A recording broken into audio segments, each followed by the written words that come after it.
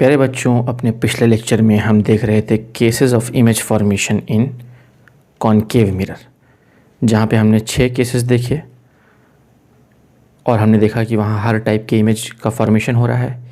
हमने देखा कि वहाँ रियल इमेज भी बन रहा है और वर्चुअल इमेज भी बन रहा है। हमने देखा कि वहाँ सीधा इमेज यानी इरेक्ट इमेज भी बन रहा है और उल्टा यानी इन्वर्टेड इमेज भी बन रहा है। हमने देखा कि वहाँ मैग्नीफाइड इमेज भी बन रहा है, सेम साइज़ का भी इमेज बन रहा है और डिमिनिश्ड यानी छोटा साइज़ का इमेज भी बन रहा है। सारी वैरायटीज़ वहाँ पे हमें देखने को मिली। ठीक है स्टूडेंट्स, अगर आप अपने घर में भी कॉनकेव मिरर देखना चाहें, जो ये 6 केसेस हमने देखे थे स्टूडेंट्स, 1 2 3 4 5 और ये 6, ये 6 केसेस जो हमने देखे थे, अगर आप ये कॉनकेव मिरर अपने घर में देखना चाहें तो आप अपने घर में भी कॉनकेव मिरर देख सकते हैं। कैसे देख सकते हैं? अगर आपके पास स्टील की कोई चम्मच है, नई चम्मच रही तो ज़्यादा अच्छा दिखेगा, तो न्यू कोई चम्मच है आपके पास स्टील की, तो उसका कॉनकेव हिस्सा आपको देखना है। मतलब उस चम्मच को आपको ना इस एंड से देखना है, ठीक है, इस वाले एंड से आपको उस चम्मच को देखना है, तो आपको कॉनकेव मिरर का फील आ जाएगा। आपको इमेज जो है ना वो उल्टी नज़र आएगी, आपका चेहरा आपको उल्टा नज़र आएगा, ठीक है। और अगर अपने फेस को आप पास ले गए तो इमेज का साइज़ भी बड़ा होता जाएगा, और जब आपका फेस बहुत पास आ जाएगा उसके, जब आपका फेस चम्मच के बहुत पास आ जाएगा तो आप देखिएगा कि आपके फेस का इमेज बिल्कुल सीधा दिखाई देगा और बहुत मैग्नीफाइड रूप में आपको दिखाई देगा, ठीक है। इसीलिए जो कॉनकेव मिरर है इसको डेंटिस्ट मिरर के रूप में भी इस्तेमाल करते हैं। आपने किसी डेंटिस्ट के पास इस टाइप का मिरर देखा होगा जिसमें एक डंडी होती है और ऊपर में एक छोटा सा मिरर लगा होता है। तो ये कौन सा मिरर होता है? ये कॉनकेव मिरर होता है डियर स्टूडेंट्स। डेंटिस्ट ये मिरर आपके दांत के अंदर डालता है, ये डंडी को आपके दांत के अंदर डालता है और वो मिरर जो है वो आपके दांत को मैग्नीफाई करके दिखाता है उस डेंटिस्ट को। तो फिर आप आराम से वहाँ पे जो डेंटिस्ट है वो देख पाता है कि दांत में कीड़ा लगा है, नहीं लगा है, कितना लगा है, एंड सो ऑन, ठीक है। यही नहीं, कॉनकेव मिरर को कुछ बड़े बड़े होटल्स में अगर आप जाएंगे तो वहाँ पे इस कॉनकेव मिरर को एज अ शेविंग मिरर बोल के भी लगाते हैं। ये कहाँ लगा होता है? बाथरूम के अंदर में। बाथरूम के अंदर में कॉनकेव मिरर लगा होता है। आप जाके उसमें अपना चेहरा देखेंगे तो आपका चेहरा यहाँ दिखेगा, तो आपको इमेज आपको बड़ा सा दिखेगा, यानी आपका चेहरा आपको मैग्नीफाइड करके दिखेगा उसके अंदर, ठीक है। यही नहीं, इस मिरर को पार्किंग मिरर के रूप में भी इस्तेमाल किया जाता है। यानी अगर आप कहीं देखेंगे, जैसे आप ये डायग्राम देखें आप, तो आप देख सकते हैं कि अगर कोई सड़क है और इधर से कोई गाड़ी जा रही है और उधर से कोई गाड़ी आ रही है, आगे में एक ब्लाइंड टर्न है, यहाँ पे एक टर्निंग है। अब ना ए को बी दिख रहा है ना बी को ए दिख रहा है, तो हो सकता है कि आगे जाके टर्निंग पे इनकी टक्कर हो जाए। तो टक्कर बचाने के लिए यहाँ पे हम क्या लगाते हैं? एक कॉनकेव मिरर लगाते हैं। अब होता ये है कि ये जो बंदा है ये इस मिरर में उस गाड़ी को आते हुए देख लेता है और ये जो बंदा है वो इस मिरर में इस गाड़ी को आते हुए देख लेता है। तो इससे ना एक्सीडेंट अवॉइड किया जा सकता है ना। तो आप पार्किंग वगैरह में भी देख सकते हैं कि बड़े बड़े अपार्टमेंट की जो पार्किंग स्पेस होता है, या नहीं तो आप शॉपिंग मॉल में गए होंगे, शॉपिंग मॉल के अंदर जो पार्किंग स्पेस होता है वहाँ पे कभी कभी आपको ये मिरर देखने को मिलेगा, बड़ा सा ऐसा मिरर लगा होता है। कभी आप ध्यान देंगे तो आप, या आपने ध्यान दिया होगा तो आपको दिखा होगा वो मिरर, ठीक है डियर स्टूडेंट्स। तो ये हैं कुछ एप्लीकेशंस कॉनकेव मिरर के, ठीक है, बहुत अच्छी बात है। तो अब हम आगे बढ़ रहे हैं डियर स्टूडेंट्स और हम देख रहे हैं cases of image formation in convex mirror. Concave में तो 6 केसेस थे, पर कॉन्वेक्स में सिर्फ 2 ही केसेस हैं इमेज फॉर्मेशन के। आओ देखते हैं दोनों केसेस क्या क्या हैं। पहले केस को अगर हम ध्यान से देखें डियर स्टूडेंट्स, तो ऑब्जेक्ट कहाँ रखा हुआ है? पहले केस में ऑब्जेक्ट इज एट इन्फिनिटी। हम देख रहे हैं कि ऑब्जेक्ट इन्फिनिटी पे है तो रेज पैरेलल आएंगी प्रिंसिपल एक्सिस के, टक्कर खा के ऐसे चली जाएंगी।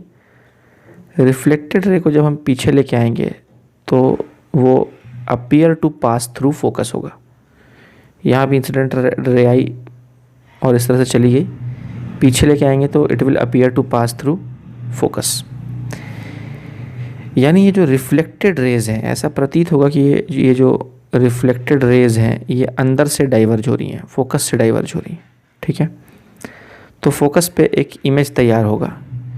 ये इमेज जो है ये पॉइंट साइज इमेज होगा। ठीक वैसा ही जैसा कॉनकेव में भी हमने पहला केस देखा था।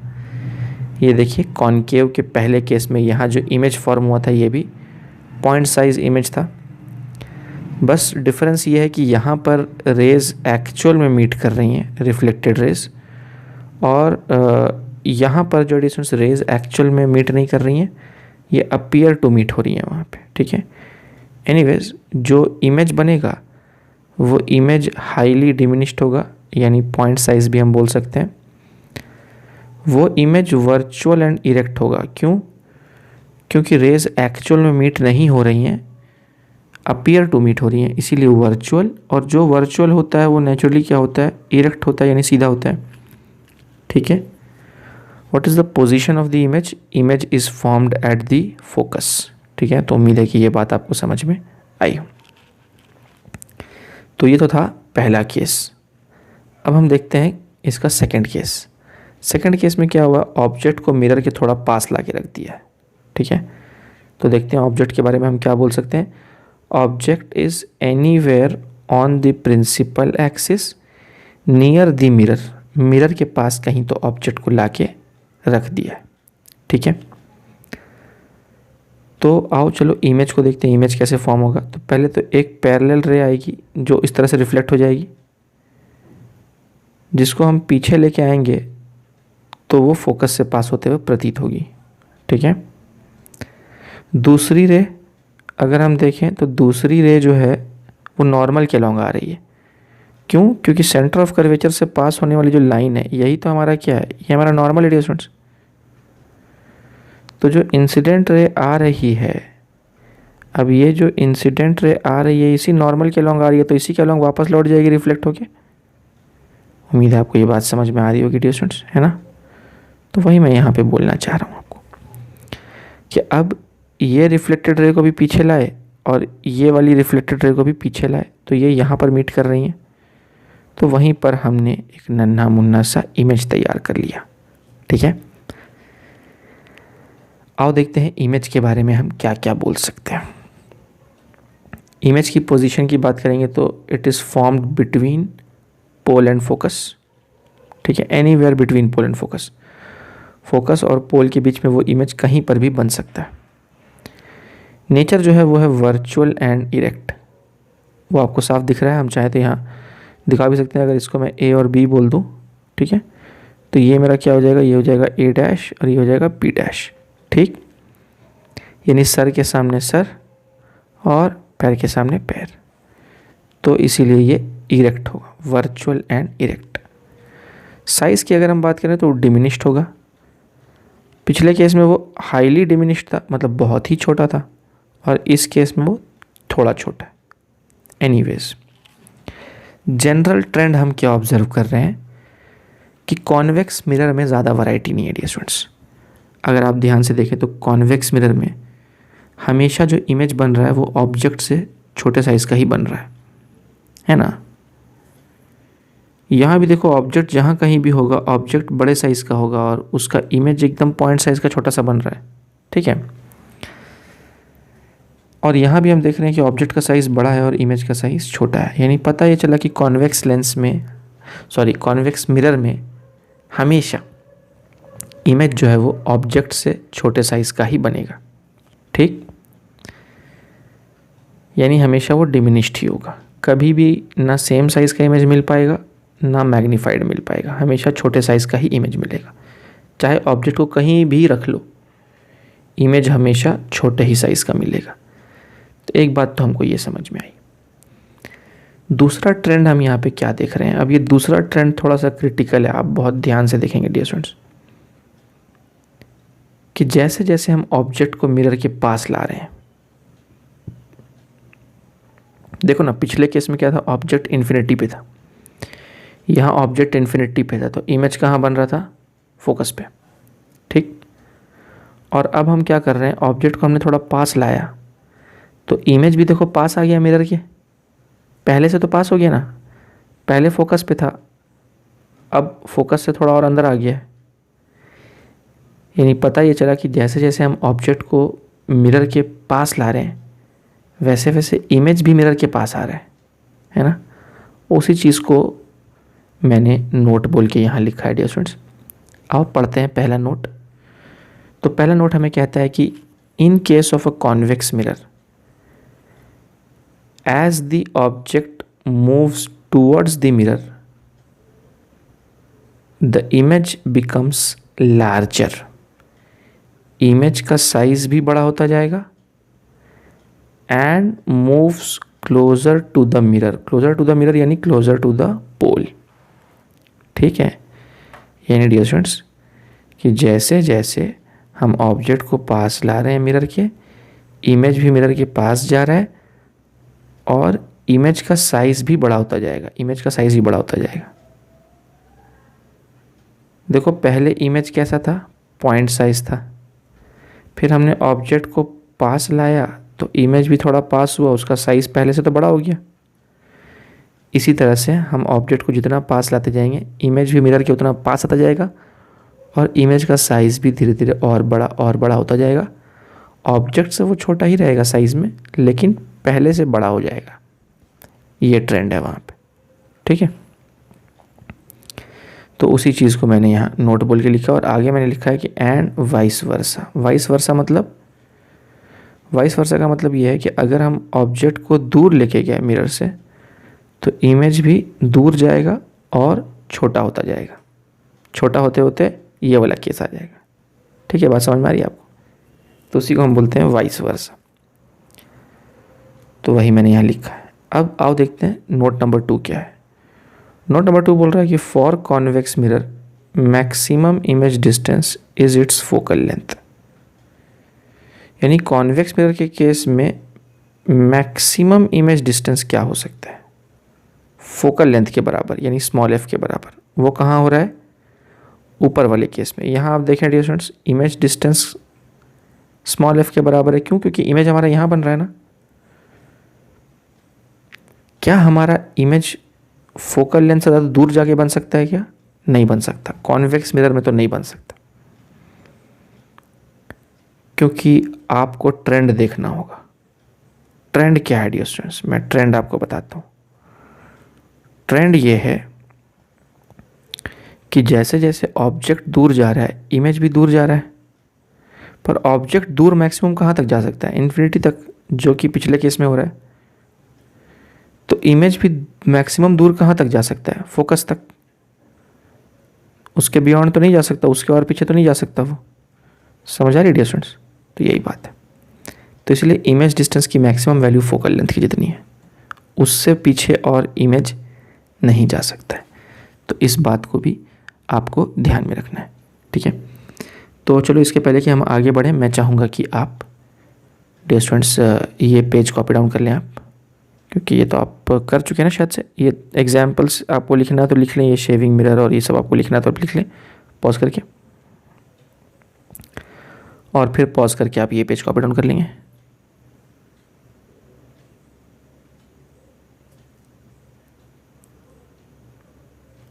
और उसके बाद डियर स्टूडेंट्स पॉज करके आप ये पेज कॉपी डाउन कर लेंगे। मैं टाइम देता हूँ आपको।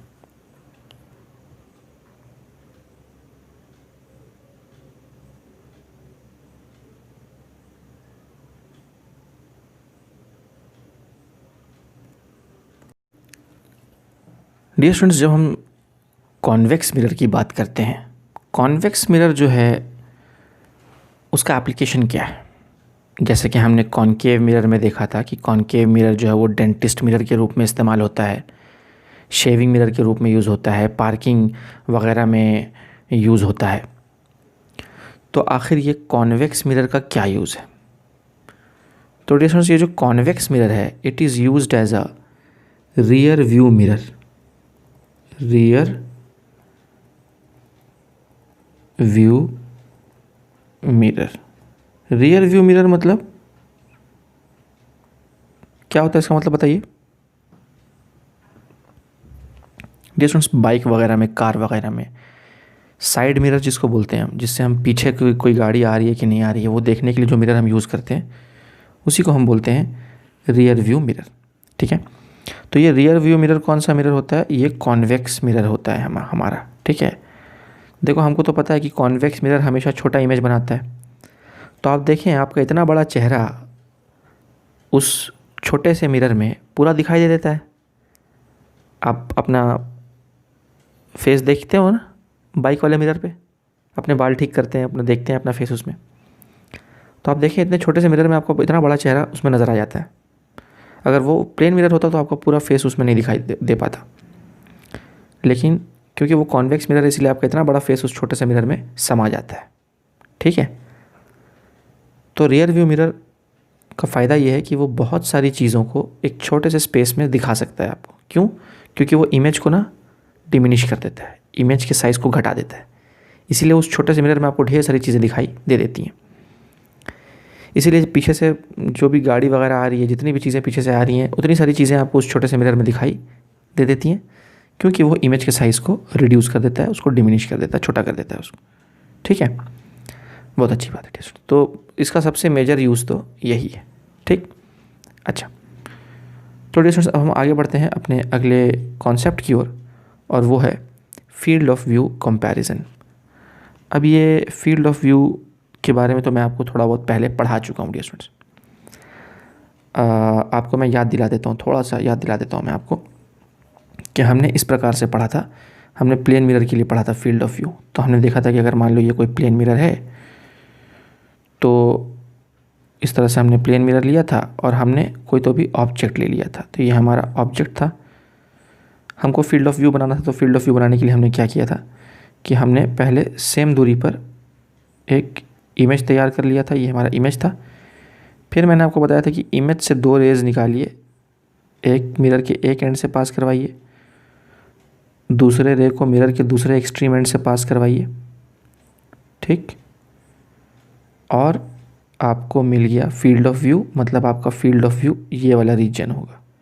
ये पूरा रीजन आपका क्या है? फील्ड ऑफ व्यू है। मतलब इस पूरे इलाके में आप कहीं भी अपनी आँख रखिए तो आपको वो इमेज दिखाई दे देगी। लेकिन अगर इस इलाके से अपनी आँख को बाहर रखा तो फिर आपको वो इमेज दिखाई नहीं देगी। इस इलाके से बाहर रखा तो फिर आपको वो इमेज दिखाई नहीं देगी। ठीक है, और यहाँ देगी। ठीक, तो यही हमने देखा था फील्ड ऑफ व्यू का कॉन्सेप्ट। और इसका एक मेथड और है डियर स्टूडेंट्स, वो भी मैं आपको आज बता देता हूँ कि फील्ड ऑफ व्यू पता लगाने का दूसरा मेथड क्या है। दूसरा मेथड ये है कि फिर से आप वही प्लेन मिरर बनाइए। ठीक है, ये तैयार हो गया हमारा प्लेन मिरर। ये हमारा ऑब्जेक्ट है मान लो। ठीक, अब आपको क्या करना है कि आप इंसिडेंट रेज लीजिए, दो इंसिडेंट रेज जो मिरर के दो एक्सट्रीम एंड पे जा रही हूँ। तो मैंने दो इंसिडेंट रेज बनाया जो मिरर के दो एक्सट्रीम एंड पे जा रही हैं। और फिर मैं क्या करूँगा? रिफ्लेक्टेड रेज ड्रॉ करूँगा। तो उसके लिए अगर आप चाहें तो आप नॉर्मल भी ड्रॉ कर सकते हैं। तो पहले डियर स्टूडेंट्स मैं आपको नॉर्मल ड्रॉ करके दिखाता हूँ। तो इस पॉइंट ऑफ इंसिडेंस पे ये हमारा नॉर्मल बन गया और इस पॉइंट ऑफ इंसिडेंस पे ये हमारा नॉर्मल बन गया। तो ये नॉर्मल बना लिया मैंने इस तरह से। अब हम एंगल ऑफ इंसिडेंस यहाँ डिपिक्ट कर सकते हैं। तो ये इंसिडेंट रहे तो ये हमारा एंगल ऑफ इंसिडेंस यहाँ तैयार हुआ, और ये इंसिडेंट रहे तो ये एंगल ऑफ इंसिडेंस यहाँ तैयार हो गया। तो एंगल ऑफ रिफ्लेक्शन भी उसी तरह से बनाना पड़ेगा हमें। तो ये रही हमारी रिफ्लेक्टेड रे, मैं आपको दिखाता हूँ। तो डियर स्टूडेंट्स ये रही हमारी रिफ्लेक्टेड रे सच दैट मैं कोशिश कर रहा हूँ कि एंगल ऑफ इंसिडेंस और एंगल ऑफ रिफ्लेक्शन को सेम रखने की कोशिश कर रहा हूँ मैं। ठीक है, तो ये हमारा एंगल ऑफ रिफ्लेक्शन हो गया आर, ये भी हमारा एंगल ऑफ रिफ्लेक्शन हो गया r, such that angle of incidence is equal to angle of reflection. ये हमारी एक रिफ्लेक्टेड रे हो गई, ये हमारी एक रिफ्लेक्टेड रे हो गई। अब हमारा फील्ड ऑफ व्यू कहाँ बनेगा? तो डियर स्टूडेंट्स ये रहा हमारा फील्ड ऑफ व्यू, यानी दोनों एक्सट्रीम रिफ्लेक्टेड रेज के बीच का रीजन। पिछले केस में भी हमने ये फील्ड ऑफ व्यू बनाया था। तो देखो दोनों फील्ड ऑफ व्यू सेम ही दिख रहा होगा आपको। क्यों सेम दिख रहा? क्योंकि एक्चुअली ये और ये सेम है और ये सेम है डियर स्टूडेंट्स। देखा आपने? तो उम्मीद है कि आपको दोनों मेथड्स का डिफरेंस समझ में आ रहा होगा। दोनों बहुत मिलते जुलते हैं। पिछले केस में मैंने आपको बताया था कि पहले इमेज लोकेट कर लो और फिर इमेज से दो एक्सट्रीम रेज निकाल लो, ठीक, जो मिरर के दो एंड से पास हो रही हूँ। और यहाँ मैंने आपको बताया कि दो इंसिडेंट रेज लो जो मिरर के दो एक्सट्रीम एंड पे जाती हूँ और फिर वहाँ से रिफ्लेक्टेड रेज ले लो और फिर वहाँ से फील्ड ऑफ व्यू पता लगा लो, ठीक है। तो एनीवेज उम्मीद है कि आपको ये बात समझ में आ गई होगी। ये नॉर्मल है और ये नॉर्मल है। आप चाहें तो पॉज करके ये पेज कॉपी डाउन भी कर सकते हैं। ये मेथड नंबर 1 है और ये मेथड नंबर 2 है, to find field of view, ठीक है। अच्छा, तो आप पॉज करके कॉपी कर लें स्टूडेंट्स को।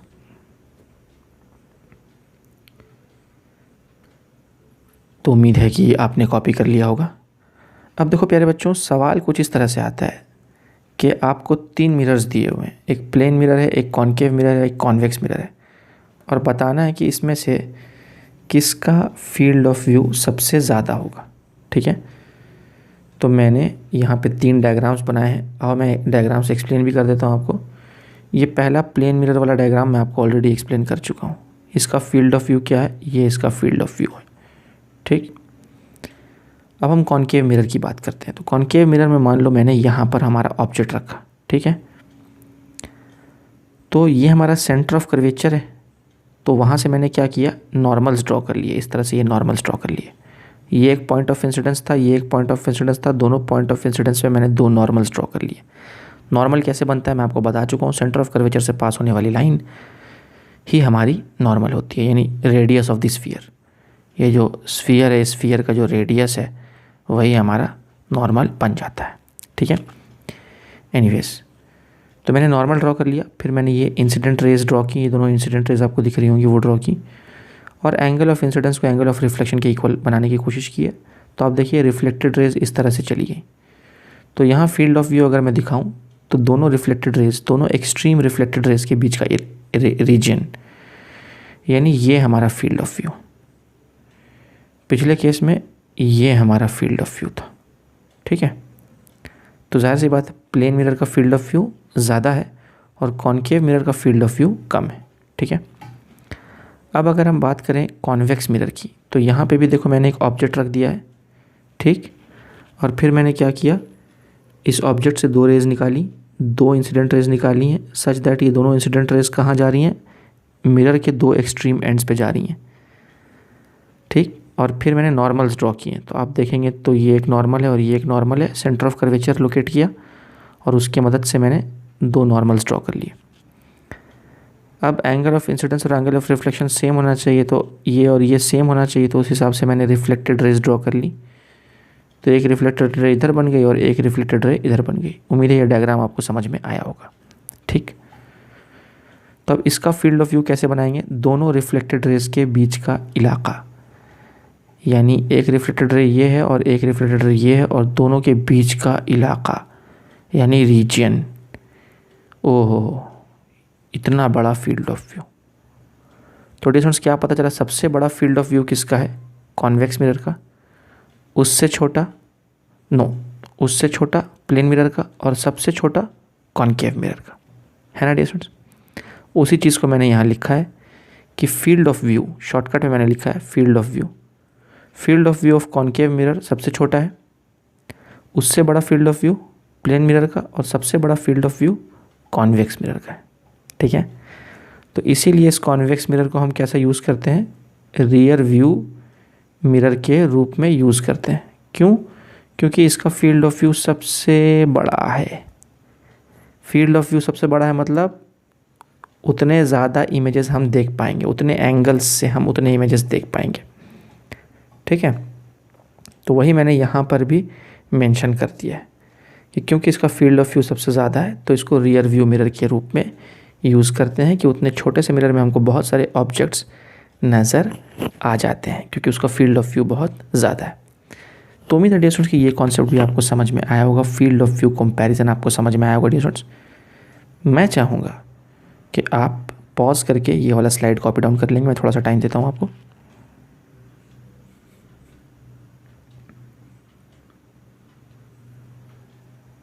उम्मीद है कि ये आपने कॉपी डाउन कर लिया होगा। अब आप डियर स्टूडेंट्स पॉज करके ये स्लाइड भी कॉपी डाउन कर लेंगे। मैं थोड़ा सा और टाइम देता हूँ आपको।